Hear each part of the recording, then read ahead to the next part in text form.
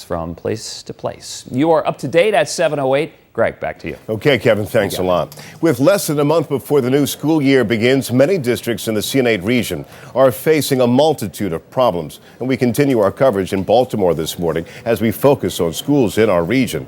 Baltimore City schools, have been in turmoil since the mid-1990s, facing such problems as violence, drugs, low test scores, and a lack of money. But many parents believe and certainly hope that change is in the air. Baltimore City Schools has decided to bring in Dr. Alonso as the new CEO, and he promises to reform the district handicapped by years of decay. And he joins us live now from Baltimore. Doctor, good morning to you. Good morning, Greg. How are you? I'm doing well. Thanks for asking. A recent Baltimore Sun poll of Democratic voters in the city reported that 49% believe that education in Baltimore needs to change. Many of them gave the school system a grade of D or failure. Failure. What changes do you see that you need to do right away? Well, the school system needs to be responsive to parents. So right away, what we need to do is engage with the community and understand where they see the failure. I've had 6 community forum conversations already in which I've heard the complaints of the community.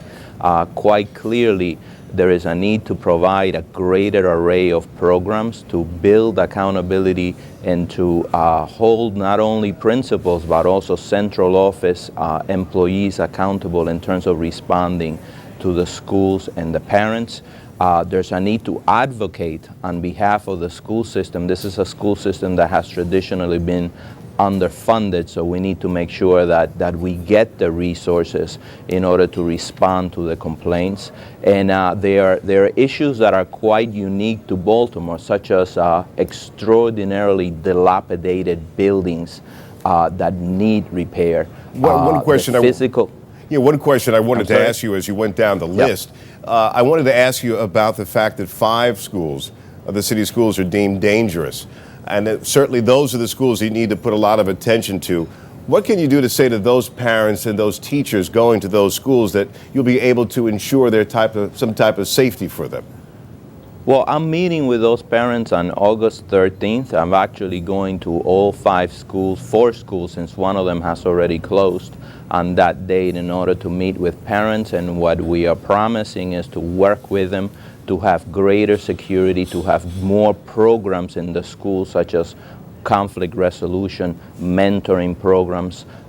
In some of the schools, the numbers of incidents have actually declined a great deal. They just didn't go under the percentage. So part of the conversation with the parents is what needs to happen next in order to make the schools responsive to them. Right. Last year, Baltimore lowered the passing grade of students from 70 to 60%.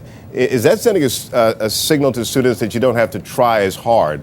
And you, as a lifetime educator, would you look to revoke that? Well, that's a board policy that I will need to discuss with the board. What's going to happen in 2009 in the district is that the students are going to need to pass the state test in order to graduate. I've already said that the high school graduation rate is what I should be held accountable for. And I will certainly discuss with the board and the community whether a lowering of the passing rate is responsive to the needs of students. You recently appointed a retired Army general and a Baltimore native to be your chief of staff. Do you see this as a sign in the education community that you have to find someone outside of the school districts and the education world to really sort of bring in new ideas for change? I found the best person for the job. This is a city and a district that has had a long history of operational challenges. And what I found was somebody who has been in a position where he could not afford to fail with extraordinary challenges in terms of the resources. And I understood that I needed to bring in somebody who looked at the protocols and the processes here with a fresh eye. Finally, what do you hope to accomplish after your first year when you're looking at having such a serious challenges ahead of you, particularly in funding?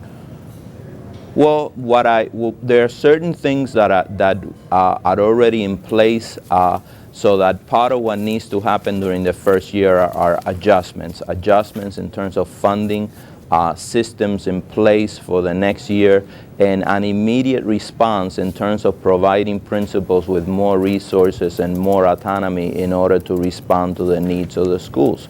Parents are asking for after-school programs, so the question is, how do we give it to them?